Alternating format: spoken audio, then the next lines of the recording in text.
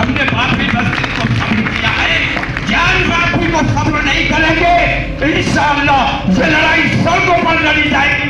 हम अपने देश का, अपने कौम का, अपने लोगों का काम खुद करना चाहते हैं। हम तुम्हारे मोहताज नहीं रहना चाहते, हमें मोहताजी नहीं, हिस्सेदारी चाहिए। अगर मुत्तहिद होकर खड़े हो जाए तो मेरा तो ख्वाब ये है कि ये जो पार्टियां हैं जिनके हम मोहताज रहते हैं, इंशाअल्लाह अगर तुम मुत्तहिद हो गए, दलित तुम्हारे साथ खड़े हो गए, इन तमाम पार्टियों को मजबूर कर दूंगा तुम्हारा झंडा उठाने के लिए। भारतीय जनता पार्टी अगर बजरंग दल पे पाबंदी लगाने को तैयार है तो हम उनसे भी बात करने को तैयार हैं। अगर हमारे तरीके पर हमारी कौम ने हमारा साथ दिया, हमारे दलित भाइयों ने हमारा साथ दिया, हमारे आदिवासियों ने हमारा साथ दिया, तो इंशाअल्लाह हर एक के साथ बराबर का इंसाफ होगा। और तब असल काम ये होगा कि सबका साथ होगा और सबका विकास होगा। ऑल इंडिया इत्तेहाद मिल्लत काउंसिल IMC के प्रमुख मौलाना तौक़ीर रज़ा खान ने दिल्ली के ऐवान गालिब की मुस्लिम पंचायत में साफ कर दिया कि इंसाफ की लड़ाई सड़कों पर लड़ी जाएगी। ऐलान किया कि मस्जिदें हमारे लिए आस्था का सवाल है, इन्हें किसी कीमत पर अब छीनने नहीं देंगे। विश्व हिंदू परिषद और बजरंग दल पर पाबंदी की मांग फिर से उठाई।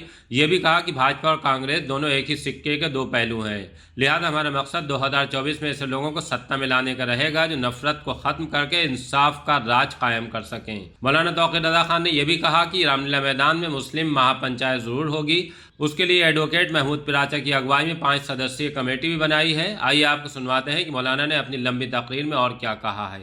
आलम यह है कि एक तो जख्म नहीं, सारा बदन छलनी है। दर्द बेचारा परेशान है, कहाँ से उठे। किन किन तकलीफों का जिक्र किया जाए, किन किन परेशानियों का जिक्र किया जाए, लेकिन सबसे बढ़कर और सबसे बेहतर बात मैं ये समझता हूँ कि हिंदुस्तान में बांटो और राज करो का रिवाज अंग्रेज बनाकर गया है और उसी अंग्रेज के तरीके पर हुकूमत कर रहा है। अगर इस तरीके को हमने पहचान लिया है तो हमें चाहिए कि तमाम लोगों को, दबे कुचले तमाम लोगों को, मजलूम तमाम लोगों को मुत्तहिद होना चाहिए। हम ताकत हासिल करने के लिए, हुकूमत हासिल करने के लिए ये बात नहीं कर रहे हैं, बल्कि हम इसलिए कर रहे हैं कि हमें अपने देश से प्यार है। खिलाफ है ये बात जो हुकूमत हमारे मुसलमानों में खासतौर से बंटवारा पैदा करने की कोशिश कर रही है, इसके खिलाफ भी हमें गौर व फिक्र करना चाहिए। तो 24 के हवाले से मैं इस तरह कहना चाहता हूं कि हिंदुस्तान में कौन सी हुकूमत बने, कैसी हुकूमत बने। मैंने आमतौर से मुसलमानों का रुझान देखा कि चुनाव आने दो, अब के देख लेंगे, मोदी को जीतने नहीं देंगे। मैंने कहा मोदी को हरा दो, फिर किसको लाओगे? जो आएगा वो तुम्हें कंगन पहनाएगा। पहले पहनाए हैं, कांग्रेस आएगी। कांग्रेस पहले भी 10 साल रही है, 10 साल यूपीए की हुकूमत रही। वक्त याद करो, रोजाना तुम्हारे बच्चों का इनकाउंटर हुआ करता था, रोजाना बम ब्लास्ट हुआ करता था, रोजाना तुम्हारे बच्चों को झूठे इनकाउंटर में मारा जाता था। 20-20, 25-25 साल के बाद छूटे हैं और गिरफ्तारियां की जाती थी, झूठे इल्जाम लगाए जाते थे। हमारे माथे पर आतंकवाद लिख दिया गया था। खुद अपने मंदिर पे बम मारा और कह दिया मुसलमान ने मारा। मैं कहना ये चाहता हूं, जो आज हुकूमत पे बैठे हैं, अगर ये हार जाएंगे तो क्या ये अपने घर जाके बैठ जाएंगे? सवाल है मेरा। जो हार जाएगा वो अपने घर जाकर नहीं बैठेगा, वो अपने फिर पुराने तरीके पर आएगा। दंगे कराए जाएंगे, फसाद कराए जाएंगे, ब्लास्ट कराए जाएंगे और फिर हमारी गिरफ्तारियां होंगी, फिर हमारे बच्चों के इनकाउंटर होंगे, फिर हमारे साथ वही सब होगा जो उन 10 सालों में, यूपीए के 10 सालों में आप याद करो, आपको याद आ जाएगी सब बातें। कहना ये चाहता हूं कि आपके सामने मनमोहन सिंह के 10 साल मौजूद हैं। आजादी के बाद से आज तक क्या हुआ मैं उस पर बहस नहीं करना चाहता। 10 साल आपके सामने मौजूद हैं।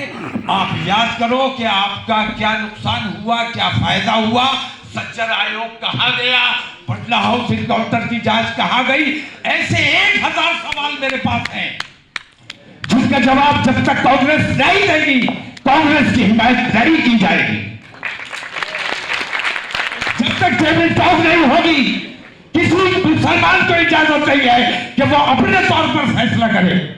अपने तौर पर अगर फैसला करोगे तो नुकसान के जिम्मेदार तुम खुद होगे।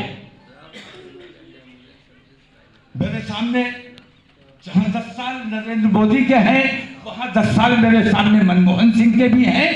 मैं अपने देश प्रेम की बुनियाद पर ऐसी तमाम ताकतों से नफरत करता हूं जो मेरे देश का नुकसान कर रही है, जो देश में बंटवारे का काम कर रही है, जो देश को खोखला करने का काम कर रही है। तो बहुत गौर व खौफ करने के बाद हम इस नतीजे पर पहुंचे हैं कि हमें अपनी एक शरायतनामा तैयार करना चाहिए।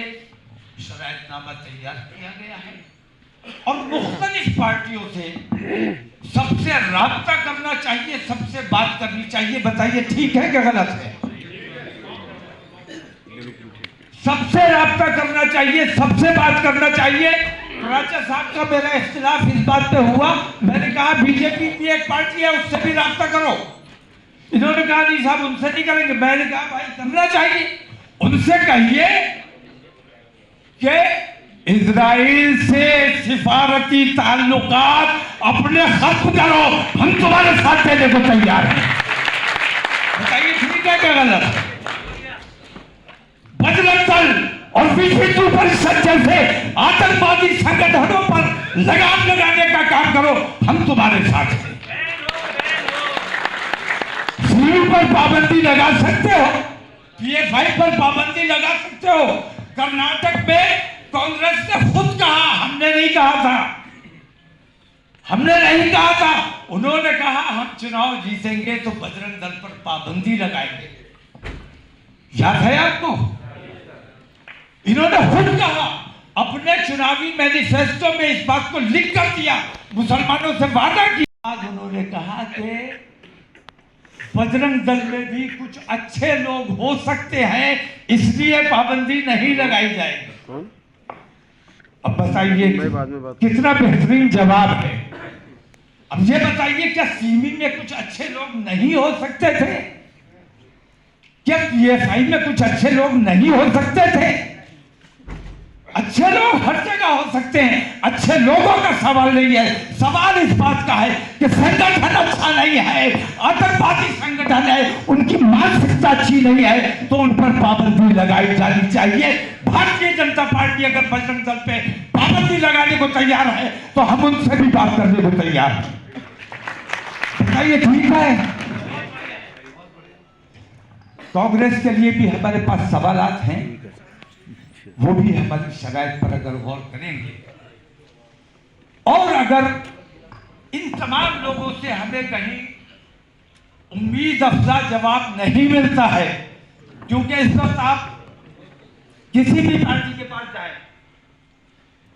10 शरायत लेकर जाएंगे, 10 मांगे लेकर जाएंगे तो वो कहेंगे 2 मांगे और छूट गई है, वो भी इसमें शामिल कर दी, 10 के बजाय 12 मान जाएंगे। लेकिन आपने देखा कर्नाटक में उन्होंने वादा खुद किया और खुद मुकर गए, तो हम वादे पर एतबार कैसे करें? धोखेबाज हैं और हम अब धोखा खाने को तैयार नहीं हैं। इसलिए हमने ये फैसला किया है कि हमारी शरायत मानने के साथ साथ हमें हिस्सेदारी मिलनी चाहिए। हम अपने देश का, अपने कौम का, अपने लोगों का काम खुद करना चाहते हैं। हम तुम्हारे मोहताज नहीं रहना चाहते, हमें मोहताजी नहीं, हिस्सेदारी चाहिए। अगर आपको ठीक लगता है, अगर हमारी हिस्सेदारी की बात और हमारी शरायत की बात मानने को ये लोग तैयार नहीं होते हैं, तो फिर हमें ये इख्तियार होगा कि हम अपना एक तीसरा रास्ता बनाना चाहिए कि नहीं चाहिए? इंशाअल्लाह तमाम वो लोग जो बेचैन हैं, जो परेशान हैं, हम उन तमाम पार्टियों से राब्ता करेंगे, उनसे बातचीत करेंगे और इंशाअल्लाह मुस्लिम महापंचायत जनवरी के आखिरी हफ्ते में इंशाअल्लाह रामलीला ग्राउंड में बुलाई जाएगी और उसमें आखिरी फैसला किया जाएगा। फैसला जो भी होगा, ट्रांसपेरेंसी रखने के लिए मैंने ये तरीका इख्तियार किया है कि एक 5 रुकनी कमेटी राजा साहब की क़यादत में 5 रुकनी कमेटी, जिसमें हमारे बेंगलोर से तशरीफ लाए हैं मुजाहिद बाबा और जाहिर रजा साहब हैं, 5 लोगों की एक कमेटी को ये इख्तियार दिया गया है कि ये 5 लोग मुख्तलिफ पार्टियों से बातचीत करें और अपनी शराइत उनके सामने रखें, अपनी बातचीत उनके सामने रखें और जो कुछ भी बातचीत हो, फैसला इन्होंने नहीं करना है, इन्होंने अपनी रिपोर्ट बोर्ड को पेश करनी है ताकि ट्रांसपेरेंसी रहे, कहीं किसी किस्म का घपला ना हो, क्योंकि हमारी कौम ने बहुत धोखे खाए हैं, बहुत बार बेचा गया है। इस बार हमने ये इरादा किया है कि पूरी शफ़ाफ़ी के साथ काम किया जाएगा और जो कुछ भी फैसला होगा इंशाअल्लाह वो रामलीला ग्राउंड में तमाम अवाम की राय के मुताबिक फैसला किया जाएगा।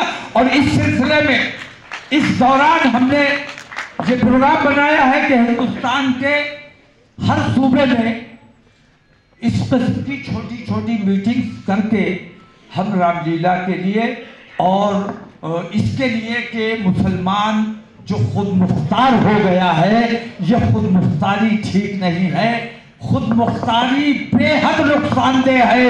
अपने बड़ों की बात सुनो, अगर ठीक लगती है तो उस पर अमल करो, उसको मानो। आपकी जिम्मेदारी है कि तमाम लोग मुत्तहिद होकर, और अब तो हमारे दलित भाई भी हमारे साथ हैं, पिछड़े भी हमारे साथ हैं, हमारे साथ तमाम लोग आ गए, ओबीसी हमारे साथ हैं, तो ये तमाम मिलकर हम एक बड़ी ताकत बन सकते हैं। हम छोटी छोटी पार्टियों को मुत्तहिद करके एक बड़ी जमात बना सकते हैं और एक बड़ा तीसरा रास्ता बना सकते हैं। हम चाहे अगर मुत्तहिद होकर खड़े हो जाए तो मेरा तो ख्वाब ये है कि ये जो पार्टियां हैं जिनके हम औकात रहते हैं, इंशाअल्लाह अगर तुम मुत्तहिद हो गए, दलित तुम्हारे साथ खड़े हो गए, इन तमाम पार्टियों को मजबूर कर दूंगा तुम्हारा झंडा उठाने के लिए। ये बात जरूर कहना चाहूंगा कि ये जब चाहते हैं रविदास मंदिर को तोड़ देते हैं, ये जब चाहते हैं मस्जिद को तोड़ देते हैं, ये जब चाहते हैं इनका हनुमान चालीसा भी मस्जिद के ही आगे हनुमान जी कबूल करते हैं। इन तमाम चीजों को बंद किया जाना चाहिए, सुप्रीम कोर्ट को संज्ञान लेना चाहिए। बाबरी मस्जिद को हमने सब्र किया है इसलिए नहीं कि हम कमजोर थे, बल्कि इसलिए कि हम अपने मुल्क की एकता और अखंडता से प्यार करते थे। हम अपने देश से मोहब्बत करते हैं, अपने देश में अमन व अमान बनाए रखना चाहते हैं, इसलिए हमने सुप्रीम कोर्ट के फैसले को सर आंखों पर लिया और किसी किस्म का कोई एहतजाज नहीं किया। लेकिन नतीजा ये निकला, हमारे सब्र का नतीजा ये निकला कि हमें बुज़दिल समझा गया। और आज मैं कहता हूं कि अगर लोग बेदार न हुए तो ज्ञानव्यापी उसी तरीके से, उस ज्ञानव्यापी ये लोग छीन लेंगे, उसी तरीके से मछरा को आपसे छीन लिया जाएगा, ईदगाह को आपसे छीन लिया जाएगा, उसी तरीके से यके बाद दीगरे, कभी बदायूं की मस्जिद पर हमला किया जाएगा, कभी ईदगाह पर हमला किया जाएगा, कभी जामा मस्जिद पर हमला किया जाएगा। अगर अपनी मस्जिदों को इसी तरह सब्र करना है, कहीं तो खत्म होना चाहिए ये तरीका। कभी तो हमें खड़े होकर अपनी बात रखनी होगी। तो मैंने ऐलान किया है कि बाबरी मस्जिद के बाद बस हमारी आस्था की भी अहमियत है। हमने बाबरी मस्जिद को सब्र किया है, जान बाकी को सब्र नहीं करेंगे इंशाअल्लाह ये लड़ाई सड़कों पर लड़ी जाएगी। हमारे प्राचा साहब कोर्ट में मस्जिद की लड़ाई लड़ेंगे, लेकिन हम तमाम मुसलमान सड़कों पर मस्जिद की हिमायत में लड़ाई लड़ेंगे। और लड़ाई हमें किसी से लड़ाई नहीं करनी है, हमें दिखाना है हम बेदार हैं, हम बर्दाश्त नहीं करेंगे। उन्होंने कहा था हमारी आस्था कोर्ट से ऊपर है, हमने कहा था कोर्ट का जो फैसला होगा हमें वो मंजूर होगा। जहां जो तमाम लोग शरीक हुए, मैं तमाम लोगों का तहे दिल से शुक्रगुजार हूं। और तवील गुफ्तगू का वक्त नहीं है, सिर्फ इतना कहना चाहता हूं कि आज जो हमारा ये पूरा हिंदुस्तान जमा हुआ है, हिंदुस्तान के कोने कोने से लोग आए हैं और इस इरादे से आए हैं कि आज कोई फैसला होगा। और मैं ये चाहता था कि पहले मैं अपनी तजवीज़ रख दूं, उसके बाद आप तमाम लोगों की राय ली जाए, लेकिन कुछ निज़ाम चेंज हो गया। हमारे सामने 24 है और मैं ये महसूस करता हूं कि अगर सरसरी तरीके से देखा जाए तो सिर्फ 2 पार्टियां आमने सामने हैं, उन्हीं दोनों के दरमियान पहले और दूसरे नंबर का फैसला होना है। तो इसमें हमारा क्या रोल है, हमारा क्या रोल रहना चाहिए? हम हिंदुस्तान के वासी हैं, हिंदुस्तान में कैसी हुकूमत आनी चाहिए ये हमारी जिम्मेदारी है। हमें बांटा गया है, अगड़े और पिछड़े में बांटा गया है, जबकि हमारे यहाँ इस्लाम में न कोई अफजल है, न कोई अशरफ है, न कोई अफजल है। अगर अफजल है तो अपने आमाल की बुनियाद पर है, लेकिन अगर अशरफ है तो अपने आमाल की बुनियाद पर है। अगर मस्जिद में किसी के साथ तासुब होता है तो ये शर्म की बात है। और जिस तरह मैं तुम्हारे सामने गला फाड़ रहा हूँ, थोड़ा थोड़ा वक्त खर्च करो अपने अपने इलाकों में, अपने अजीज़ों अकारिब में, अपने दोस्त अहबाब में मेरे इस पैगाम को पहुंचाओ। इंशाअल्लाह इतनी बड़ी ताकत बन के खड़ी होगी कि हिंदुस्तान में आप जो फैसला करोगे। और इन्होंने जैसे कहा था 100% रिजर्वेशन, मैं कहता हूं कौन देगा? हम देंगे, इंशाअल्लाह हम देंगे। अगर हमारे तरीके पर हमारी कौम ने हमारा साथ दिया, हमारे दलित भाइयों ने हमारा साथ दिया, हमारे आदिवासियों ने हमारा साथ दिया, तो इंशाअल्लाह हर एक के साथ बराबर का इंसाफ होगा। और तब असल काम ये होगा कि सबका साथ होगा और सबका विकास होगा। अस्सलाम वालेकुम, खुदा।